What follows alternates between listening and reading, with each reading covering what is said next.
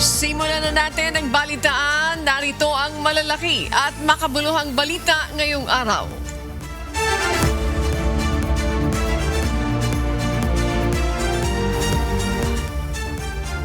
Walang nakitang foul play sa pagkasawi ni dating Department of Public Works and Highways o DPWH Undersecretary Maria Catalina Cabral. Ayon nito kay Department of the Interior and Local Government Secretary Jan Vic Remulla. Batay ito sa isinagawang autopsy ng mga otoridad sa nakuhang bangkay ni Cabral. Lumabas na tanging ang pagbagsak niya sa mataas na lugar ang naging sanhi ng kanyang pagkasawi at walang nakitang indikasyon ng sinakal, tama ng baril o saksak. Sinabi rin ni Remulla na posible nag-survey na si Cabral sa lokasyon na pwedeng pagtalunan na indikasyon naman ng pagpapakamatay. Hataw Balita ngayon. Naniniwala si House Infrastructure Committee Co-Chairperson at Bicol Saro Party List Representative Terry Ridon na maaari maging batayan ng ethics complaint ang naging aksyon ni late 4th District Representative Richard Gomez sa 33rd Southeast Asian o SEA Games sa Thailand. Ito ay matapos makuha na ng CCTV ang pagpapabatok ng kongresista sa Philippine Fencing Association of PFA President Rene Gakuma sa fencing venue ng SEA Games. Nagsumiti na ng ulat kaugnay ng insidente si Gakuma kasunod ng hindi pagkakasundo sa pagpili ng atleta para sa EP match. Direktor ng PFA at Second Vice President ng Olympic Committee, Philippine Olympic Committee si Gomez. Aligasyon naman ni Congressman Gomez, pambubuli umano ang ginawa ni Gakuma sa isang 19 anyos na atletang babae. Ayon kay Representative Redon, hindi aksyon ng isang kongresista ang mambatok na isang senior citizen. Parang it impinges into the reputation and the dignity of the House. Pag ginagawa ho ng House members yun, di ba? Parang di ginagawa dapat ng House members yun eh. Yung nababatok ng matanda or nababatok ng kung sino man tao. Di ba?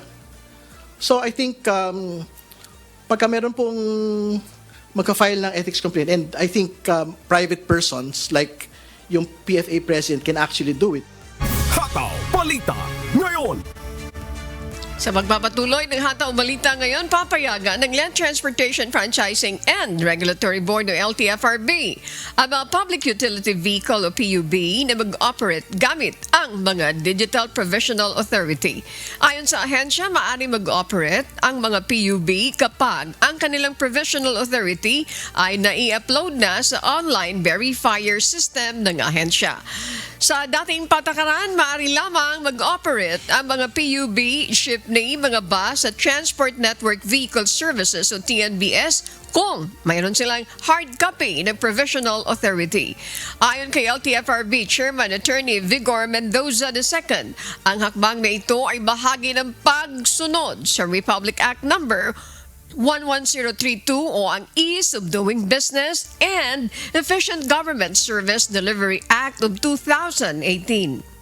Hataw Balita ngayon. Naiuwi na noong Sabado, December 20 ang labi ni Marian Esteban, ang Pilipinang Overseas Filipino Worker o OFW na nasawi sa sunog sa Taipo, Hong Kong noong Nobyembre. Inasikaso ng Overseas Workers Welfare Administration o OWA at Department of Migrant Workers o DMW ang paghahatid ng labi ng OFW.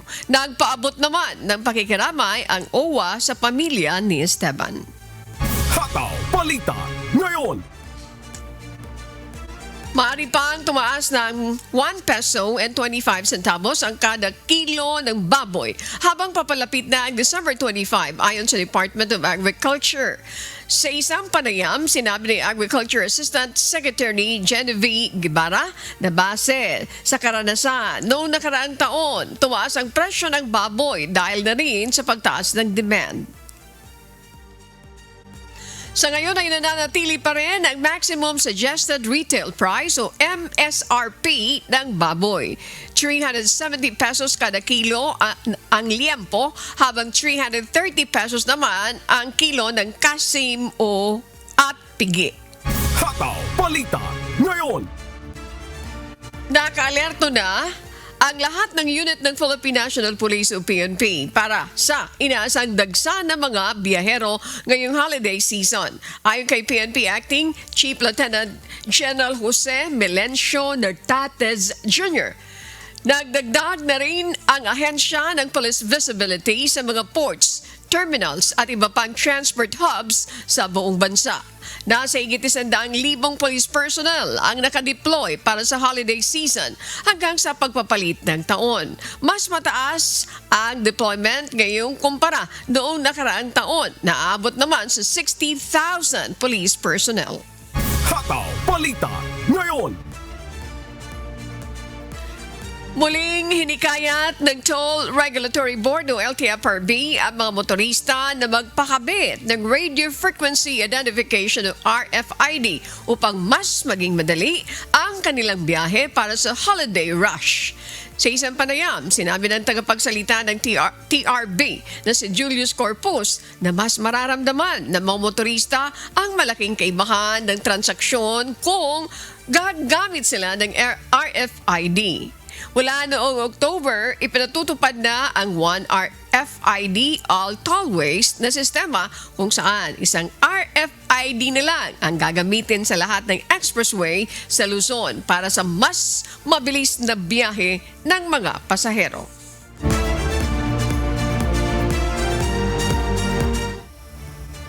Kinumpirma ni House Deputy Speaker at Antipolo 1st District Representative Ronnie Puno ang pagkasawi ng kasamahan nito sa National Unity Party o NUP na si Antipolo 2nd District Representative Romeo Acop. Anya, nagkaroon ng heart attack si Acop Sabado ng gabi, December 20. Pero bago ito, naging matagumpay pa niya ang kidney transplant ni Acop noong November 28. Naging matunog ang pangalan ni Acop ng maupong Senior Vice Chairperson ng House Quadruple Committee o QuadCom na nag-imbestiga sa illegal Philippine Offshore Gaming Operators o POGOS, operasyon ng illegal na droga at ng extrajudicial killings o EJK sa anti-drug campaign ng Duterte administration. Hataw Balita ngayon. Nasunog naman kahapon na isang warehouse sa Caloocan City na nasa J. Mariano 95. Sa lakas ng apoy, itinaas ng Bureau of Fire Protection sa ikatlong alarma ang naging sunog. Naging pahirapan din sa mga bombero ang pag-apulan ng sunog dahil sa mga combustible materials na nasa loob ng warehouse.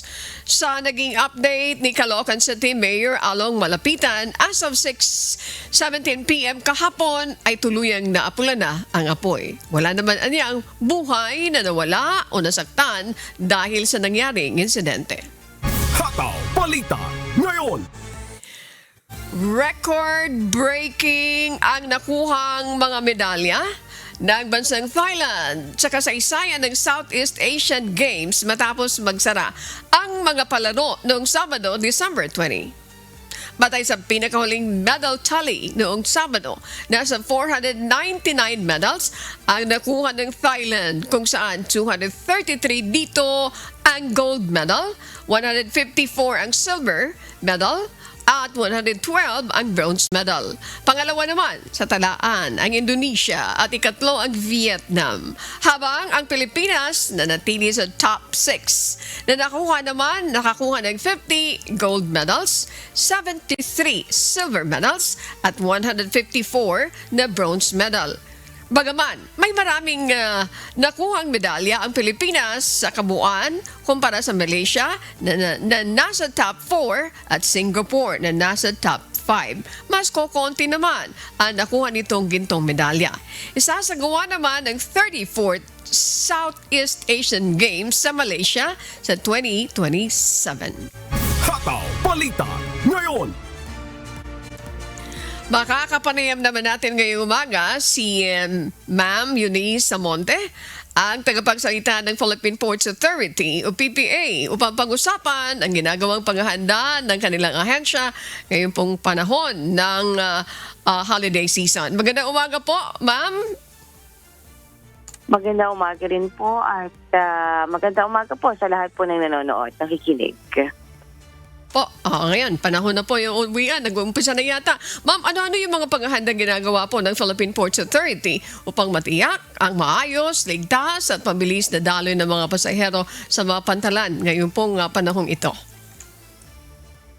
Yes, actually, taon-taon naman po na inaasahan natin yung dagsa ng mga pasahero ngayong magtatapos na po yung taon. So, isa po sa ating paghahanda ay yung pagkakaroon natin ng karagdagang mga security personnel, saka po yung mga mas pinag-iting na seguridad, especially yung mga port police po natin at force multipliers. We have around more or less 2,000 plus po na naka-deploy nationwide, and kabilang na rin po dyan yung ating mga K9 units in cooperation with the Philippine Coast Guard. So, nasa 4.6 million po ang inaasahan natin ngayong taon, kaya mas marami po yan miski kumpara po doon sa nakaraang taon. Okay, so mas madami po ngayon ang mga papauwi, babiyahe, yung mga travelers natin. Ma'am, paano natin ma-ensure doon sa increase na ito? Ilang porsyento yung increase?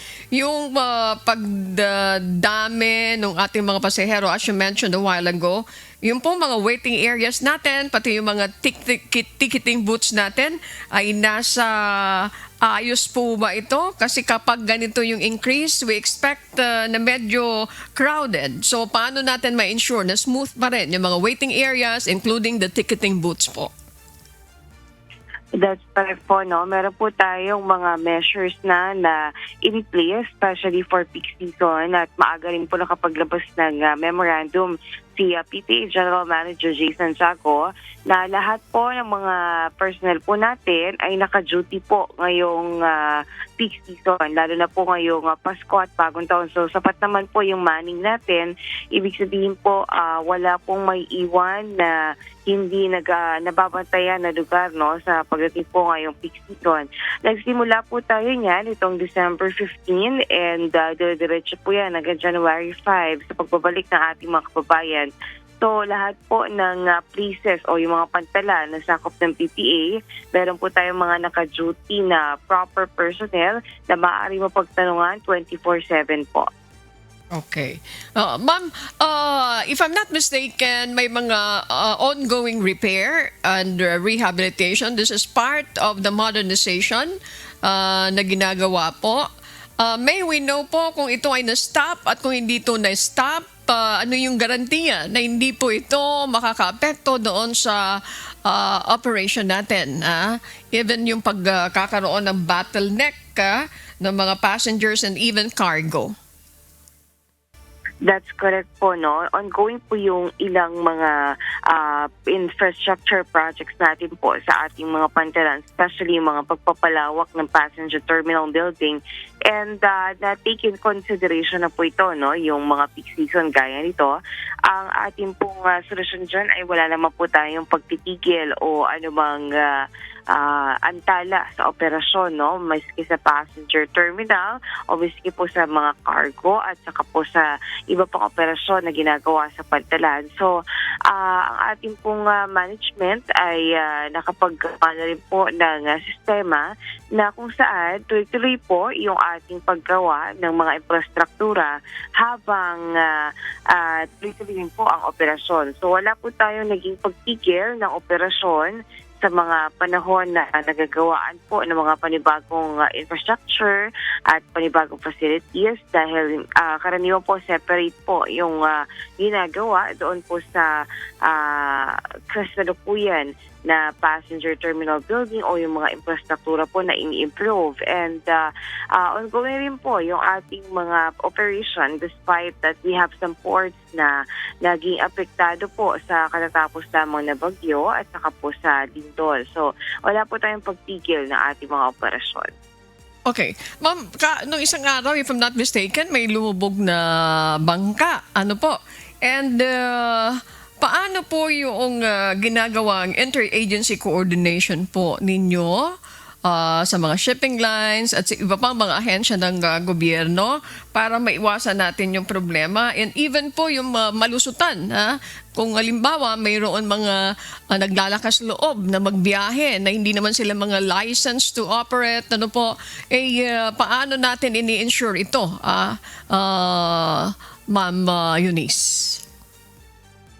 Yes, actually, we have to also take in consideration na ito pong ibang mga topic or issue na ito ay under po ng Marina at saka po ng Philippine Coast Guard. So, ang PPA po, we're there to ensure na maayos po yung mga lalabas o papalaot sa ating karagatan. But then again, kapag yung issue na po ng when it comes to nasa dagat na po, no, ito po yung mga kunyari po insidente ng paglubog o kaya iba pang insidente, overloading. Ito po sa Philippine Coast Guard po ito, sila po ang nag-check niyan.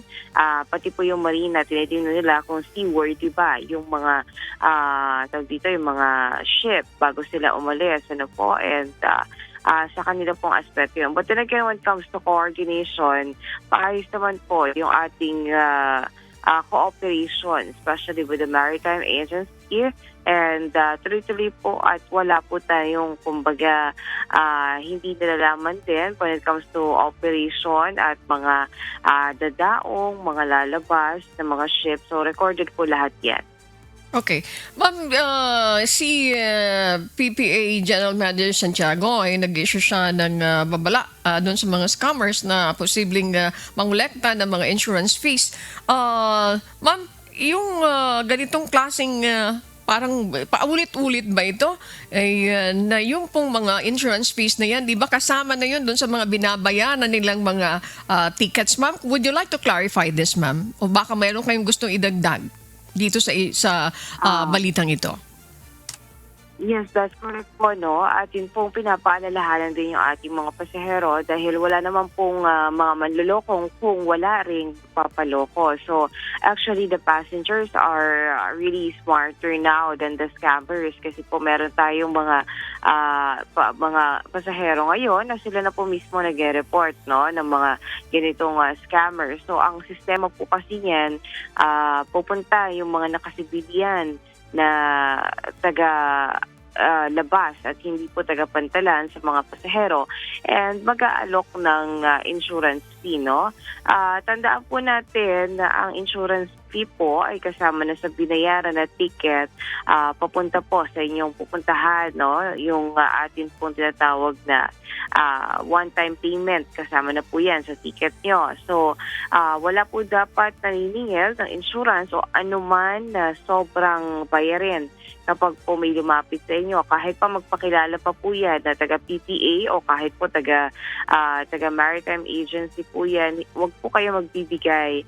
Hindi po naniningil ang PPA at hindi po kami nagsasagawa ng transaksyon maliban lamang po sa mga ticket na nabili nyo na po na dapat naman po ay nakumpirma nyo na online at hindi po dapat dito tayo nagtitiwala sa mga nag-alok ng ticket kumpara sa pagpila po.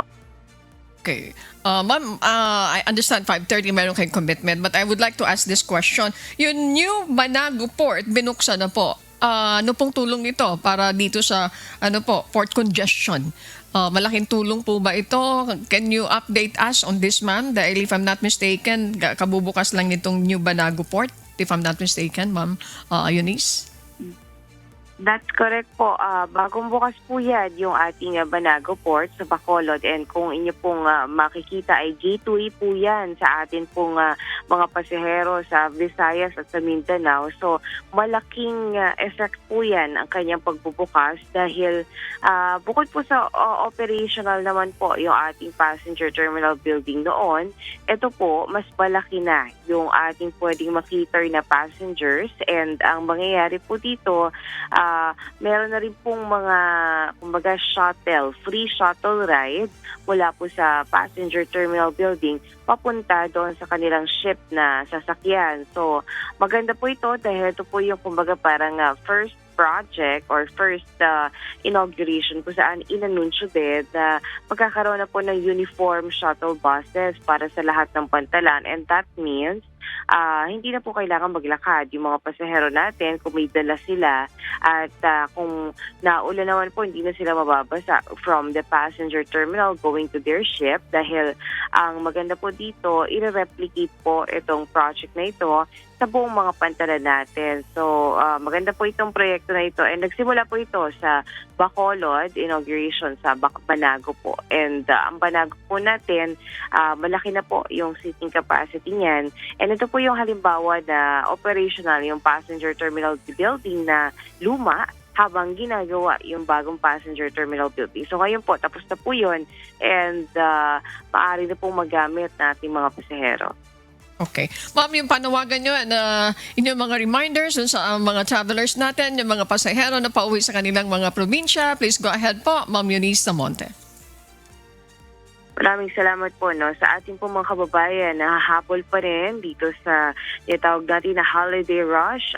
Tuloy-tuloy po yung pagmamonitor ng PPA at nakikita po natin na parami ng parami yung mga pasahero natin simula December 15 hanggang especially this weekend po. So, ang pinakamainam po ay mag-book na po sila ng kanilang biyahe online para bago po magtungo sa pantalan ay secured na po yung kanilang slot. Although, 2 ways po to get a ticket. You can book online or you can get via passenger terminal, which is meron po tayo mga kumbaga tindahan ng mga ticket dyan, ng mga shipping line, naka-standby po yan dito po sa ating mga passenger terminal.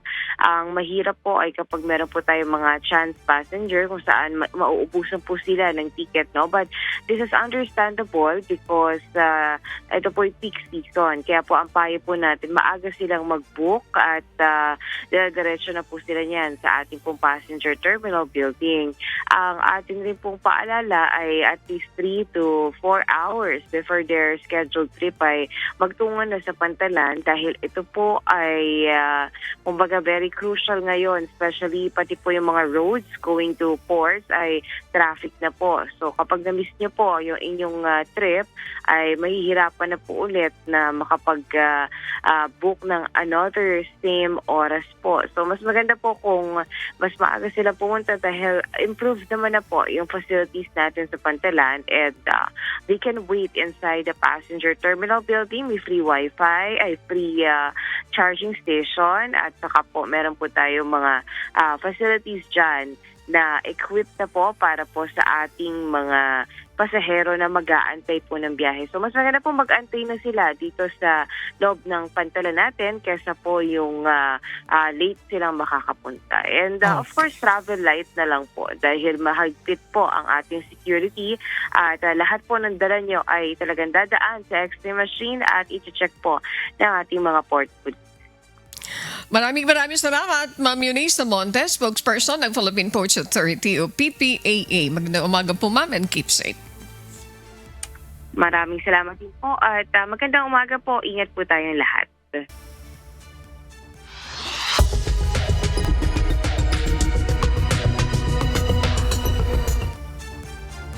Simula naman sa September 14, 2026, hindi na papayagan ng Canadian government ang pagtawid ng mga travelers sa mga remote border areas gamit ang special permits. Sa halip isang bagong sistema na ang ipatutupad nito. Narito ang umahataw na balita ni Sheila Reyes. Inanunsyo ng Canada Border Services Agency o CBSA na tatapusin na nito ang Remote Area Border Crossing Program nito simula sa September 14, 2026. Ang naturang programa ang siyang nagbibigay ng permiso sa mga tao upang makatawid sa border sa isolated areas na hindi na kailangan pang dumaan sa isang official border post. Ginagamit ang mga permit sa mga liblib na lugar gaya sa Minnesota, Northwest Angle at sa Upper Peninsula ng Michigan.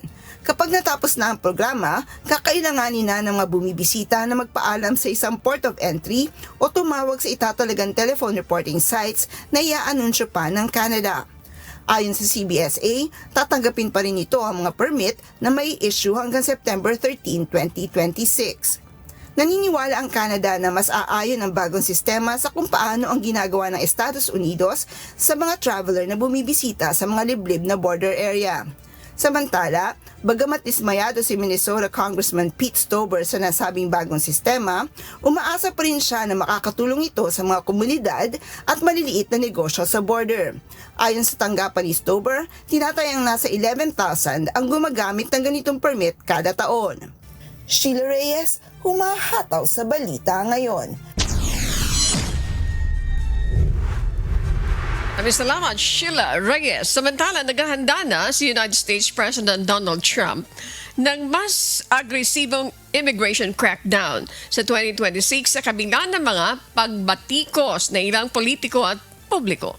Inaasahan ng mas maraming workplace raids sa tulong ng bilyong-bilyong dolyar na pondo na inaprobahan ng Kongreso. Mula sa Grand Prairie, Canada, may humahataw na balita si Jeffrey Reyes live. Jeffrey, magkano ba ang inaprobahang budget para sa Immigration and Customs Enforcement o ICE at border? Yes, magandang araw, Ani. Nasa $170 billion ang inaprobahang budget para sa immigration policy ni Trump administration na aabot nga hanggang sa 2029. Napakalaki ng itinaas nito kumpara sa karaniwan na tinatanggap ng mga ito na nasa $19 billion kada taon. Gagamitin umano ang nasabing pondo sa pag-hire ng mas maraming ahente, pagbubukas ng mga detention centers at pagdadagdag ng mga aarestuhin kasama na ang workplace raids. Asahan na mas pinaigting ang immigration enforcement ng Trump administration ngayong darating na 2026. Ayon sa administration, higit na taas ang bilang ng ipapadeport, lalo na targetin nito ang mga individual na walang legal na status at ilang pansamantalang nawala ng tuluyan. Gayunpaman, mas tumitindi rin ang pagbabatikos ng publiko habang nagdudulot naman ng mga protesta at pagdedemanda ang aggressive tactics ng pamahalaan kasama na ang pagre-raid sa mga bahay at workplaces. Lumalabas sa isang survey na bumaba ang approval ratings ni US President Donald Trump hinggil sa immigration, lalo na't marami ngang mga immigrant at legal na residents ang apektado. Nagbabala naman ang mga kritiko kung magpapatupad ng mas pinaigting na crackdown, maaring madamay maging ang mga negosyo, tumaas ang labor cost at maging malaking isyung pampolitika, lalo na't nanalapit na ang US midterm elections. Balik sa iyo, Ani. Maraming salamat, Jeffrey Reyes mula pa sa Grand Prairie, Canada. Hataw Balita ngayon. Samantala, naka-heightened alert ang buong Taiwan matapos ang insidente ng pananaksak at smoke bomb attack sa Taipei noong nakaraang Biyernes, December 19, 2025. Ito ang wahataw na balita ni Amiel Pascual. Mas pinaigting ang seguridad sa buong Taiwan kasunod ng insidente ng pananaksak at smoke bomb attack sa Taipei na ikinasawi ng 3 tao noong Biyernes, December 19. Pinalawak ng mga otoridad ang deployment ng mga pulis sa mga lugar na inaasang dadagsain ng publiko ngayong holiday season, kabilang na ang mga transport hub, shopping district at malalaking holiday events. Ayon sa mga otoridad, layo ng hakbang na ito na maiwasan ang posibilidad na maulit ang insidente at matiyak ang kaligtasan ng publiko. Nagdagdag ng mga pulis at pinalakas ang nighttime patrol sa mga pangunahing istasyon ng tren sa Taipei. Naglatag din ang mga security checkpoint at explosive detection measures sa mga lugar na may mga malalaking pagtitipon. Kasama sa ipanatutupad ang real-time reporting system, joint security mechanisms sa pagitan ng mga otoridad at event organizers at ang paggamit ng bomb-sniffing dogs. Bukod sa Taipei, pinalakas din ang presensya ng pulisya sa New Taipei City, Hsinchu, Taichung, Chiayi, Tainan at Kaohsiung.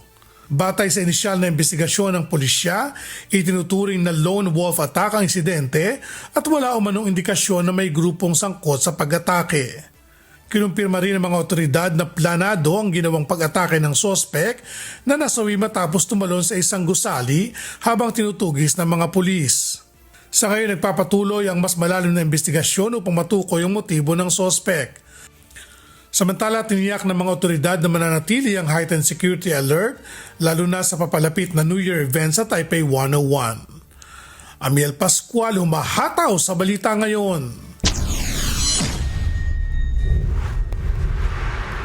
Maraming salamat, Amiel Pascual. Samantala, idineklara naman ni Prime Minister Anthony Albanese bilang isang National Day of Reflection ang huling araw ng Hanukkah, December 19. Isang linggo na ang nakalipas matapos ang malagim na pamamaril sa Bondi Beach, New South Wales na kumitil sa 15 katao. Ito naman ang mahataw na balita ni Danny De Lieva. Bilang pakikiramay sa mga kamag-anak at kaibigan ng mga nasawi at nasaktan sa Bondi Beach shooting noong December 14, 2025, idineklara ni Australian Prime Minister Anthony Albanese bilang isang National Day of Reflection ang huling araw ng Hanukkah kahapon, December 21. Ang hakbang ay bilang pag-alala sa mga biktima ng malagim na krimen at pakikiisa sa Jewish community. Further, my government and the New South Wales government and other premiers as well will work closely with the Jewish community on arrangements for a national day of mourning to be held in the new year. This will allow families the time and space to lay their loved ones to rest and to support those still recovering. Kabahagi rin ang iba't ibang sangay ng pamahalaan sa pagbibigay ng respeto sa mga nasawi sa malagim na pamamaslang. On Sunday, flags on all New South Wales and Australian government buildings will be flown at half-mast as a mark of respect for the lives lost and the grief shared across our nation. Inaanyayahan ng publiko na magsindi ng kandila eksaktong 6:47 ng gabi at maghandog ng 1 minutong katahimikan. We're asking all Australians to observe a minute of silence and talking with media organisations about that as well. This day is about standing with the Jewish community, wrapping our arms around them, and all Australians sharing their grief.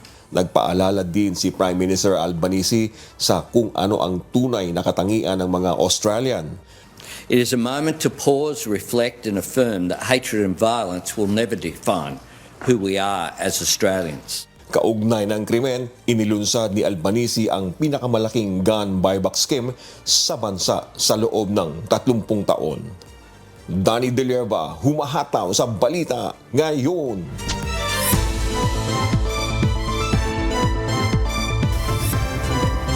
Tatlong pasahero ang nasawi at isa ang nawawala matapos lumubog ang isang pampasaherong bangka sa karagatang sakop ng Aroroy, Masbate. Samantala, 2 mangingisda ang nasagip naman ng Philippine Coast Guard matapos ma-stranded ng halos 2 araw sa dagat sa Camarines Norte. Si Jerry Galicia, humahataw. Patuloy ang search and retrieval operations ng Philippine Coast Guard para sa nawawalang 3 taong gulang na lalaki na kasama sa insidente ng paglubog ng bangka nitong nakaraang linggo. Nasawi naman ang 3 pasahero na kinilala na sina Linda Abuera, Raquel Saligan at Marlene Mahinay, pawang residente ng Barangay Peña Francia, Claveria, Masbate. Habang nakaligtas naman ang 32 pasahero at 8 tripulante ng motorized bangka 3712. Ayon sa otoridad, umalis ang bangka ng alas 5 ng hapon mula sa pantalan ng Aroroy. Makalipas ang 1 oras, hinampas ito ng malalakas na alon at hangin 2 kilometro mula sa pantalan ng Claveria hanggang sa tuloy nitong tangayin ng alon. Agad na nagsagawa ng rescue operation ang pinagsanib na puwersa ng Bantay Dagat, Aroroy MDRRMO at Philippine Coast Guard. Samantala sa Daet, Camarines Norte, 2 mangingisda ang nasagip ng Coast Guard Station matapos masira ang makina ng kanilang bangkang pangisda. Kinilala mga nasagip na sina Adrian Candelaria, 44, at Leonardo Halimaw, 24, kapwa residente ng Barangay Bagasbas, Daet. Halos 2 araw silang palutang-lutang sa dagat bago nasagip. Nagpaalala ang Coast Guard District Bicol sa mga mangisda at biyahero na sumunod sa mga patakaran sa pantalan at tiyaking maayos ang sasakyang pandagat bago pumalaot. Jerry Galicia, humahataw sa balita ngayon.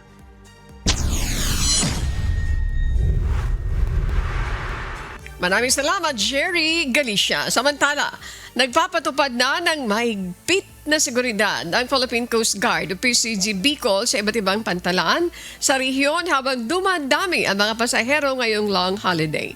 Nagbabalik si Jerry Galicia, humahataw live. Jerry, ano-ano ang mga hakbang na ipinatutupad ng Coast Guard dyan sa pantalan? Yes, Ani, magandang umaga. Mahigpit na pinatutupad ng Coast Guard District Bicol ang pre-departure inspection sa mga sakang pandagat kasama ang Vessel Safety Enforcement Inspection at K9 Paneling. Bahagi nga ito ng Oplan Biyaheng Ayos ng Department of Transportation o DOTR para sa pagdagsa ng mga pasahero ngayong holiday season. Mahigpit na binabantayan ng PCG Bicol ang mga pantalan dahil sa dami na umaalis at dumadating na pasahero. Iniisa-isa ng Coast Guard ang mga barko upang tiyakin ang kaligtasan ng mga pasahero bago ang biyahe. Sumasailalim sa safety inspection ng mga sasakyan pandagat upang maiwasan ang aperya sa karagatan. Gamit ang K9 unit, sinusuri ang mga bagahe ng mga pasahero kasama ng mga bagahe nasa mga bus na sinasakay sa Ro-Ro vessels. Nakapwesto rin ang mga kawani ng PCG at iba pang ahensya na sa mga monitoring health desk upang umasiste sa mga biyahero. Batay sa pinakahuling tala ng PCG Bicol, umaabot sa 5,336 na pasahero ang umalis at 5,440 ang dumating. Sa kabuuan, 33 sasakyan pandagat at 1,235 rolling cargos ang sumailalim na sa mahigpit na inspeksyon ng PCG Bicol kahapon, Disyembre 21. Inang balita mula sa Bicol Region, balik sa iyo, Ani. Maraming salamat, Jerry Galicia. Hataw Balita ngayon. Samantala, personal na binisita naman ni Acting Chief PNP Police Lieutenant General Melesio C. Nartates Jr. kasama si Police Brigadier General Paul Kenneth T. Lucas, Regional Director ng Pro 4A at si Police Colonel Romulo A. Albacina, Provincial Director ng Quezon Police Provincial Office, ang mga pulis na nasugatan sa isang engkwentro sa Candelaria, Quezon. Ginawaran ng medalya si Police Master Sergeant Sunny C. Karingal ng 1st Quezon Provincial Mobile Force Company ng medalya ng sugatang magiting, habang si Patrolman Kim Kenneth Averia ng 2nd QPMFC ay tumanggap naman ng medalya ng kagitingan. Kasabay ng paggawad ng parangal, nagbigay din ng pinansyal na tulong ang pamunuan ng PNP para sa kanilang panggamot at agarang pangangailangan.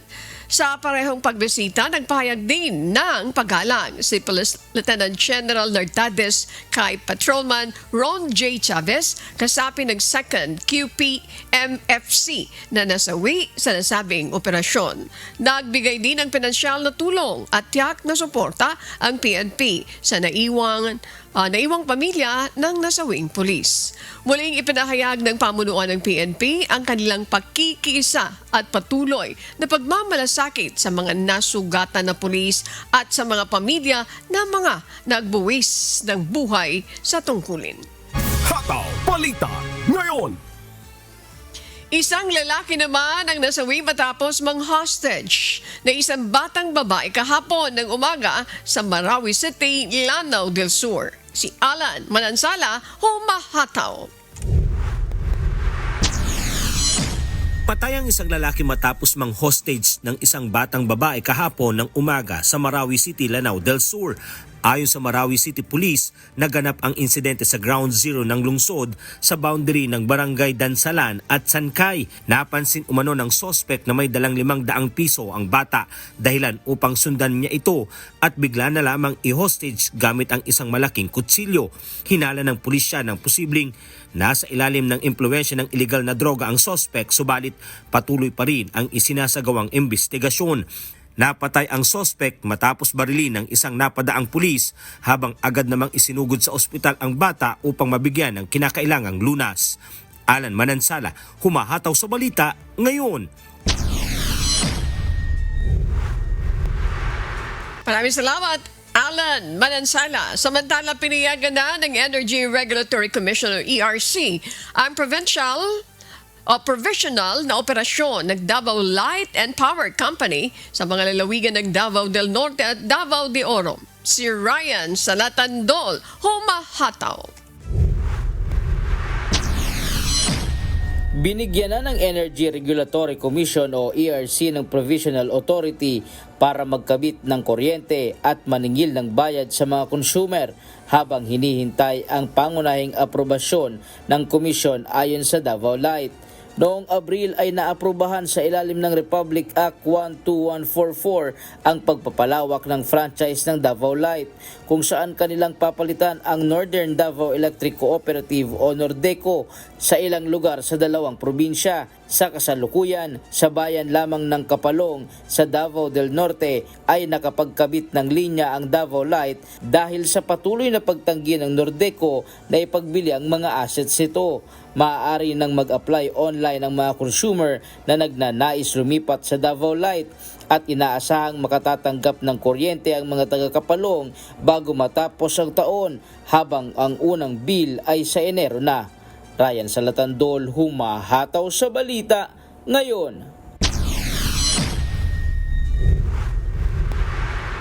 Maraming salamat, Ryan Salatandol. Samantala, nagpapaalala naman po ang Department of Trade and Industry, Nueva Ecija sa publiko na maging mapanuri sa pamimili ngayong long holiday season. Kasunod ng dumaraming reklamo, kaugnay ng presyo at kalidad ng mga produkto. Si Danny Munar, humahataw. Patuloy ang pagmamonitor ng DTI Nueva Ecija sa mga establishmento at pamilihan sa lalawigan, lalo na sa mga basic at prime commodities at holiday products. Ayon sa DTI, higit 300 concerns at reklamo na ang kanilang natanggap mula Enero hanggang Disyembre. Ngayong taon na agad naman nilang inaksyonan. Karamihan sa mga ito ay may kaugnayan sa maling price tag at barcode, kulang-kulang na items at depektibong produkto. Mas maraming buying transaction kapag ganitong panahon.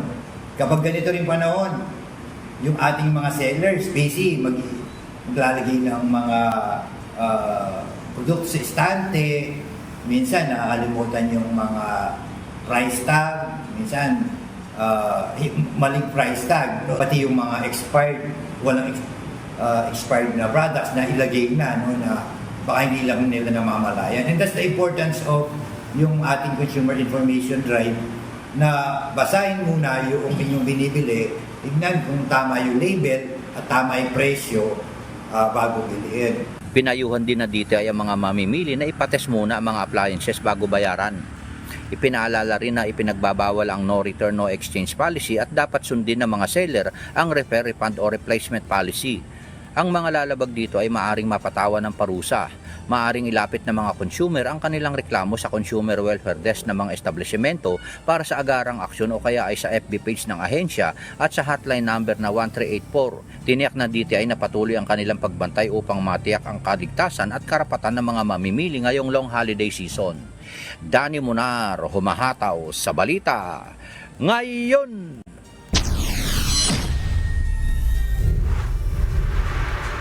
Maraming salamat, Danny Munar.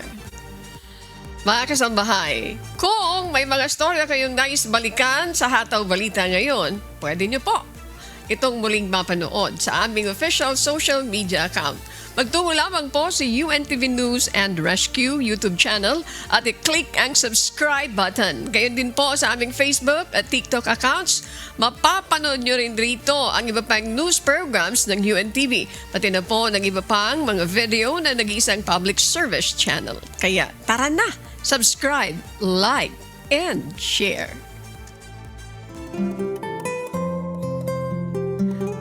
Sa aming ibabahaging mga salita ng Diyos na ating sandigan. Mula po sa Kawikaan 23:17. Huwag managhili ang inyong puso sa mga makasalanan, kundi lumagay ka sa Panginoon buong araw.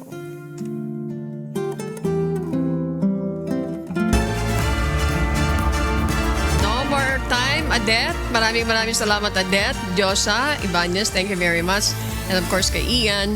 Kasama natin si Marvin, si JC, of course si Iga at si Nars. At nariyan din, sino ba? Si Rodrigo. Maraming salamat sa inyo pong lahat. Si Luel at saka si Ronald, si Joy. Si Arian, kasama si Cardo. Maraming salamat. And BP Ruth Soriano, good morning po sa inyong lahat na nakikinig at nanonood. Yan po ang mga umahataw na balita ngayong umaga ng Lunes, ika-22 sa buwan ng Disyembre 2025. Sa ating pilot kay Bernie at saka kay Alex Montesa. Sa ngalan ng lahat na bumubuo ng UNTV News and Rescue, UNTV, Radyo La Verdad 1350 at ng ating mga correspondent mula sa Pilipinas at sa iba't ibang panig ng mundo. Sa ngalan po ni amigo Sherwin Colobong, ako po si Annie Rentoy. At dito sa UNTV at UNTV Radyo La Verdad 1350, Diyos ang aming sandigan, serbisyo publiko ang aming pinahalagahan. Standby po, susunod na ang Good Morning Kuya. Salamat po sa Diyos at magandang umaga.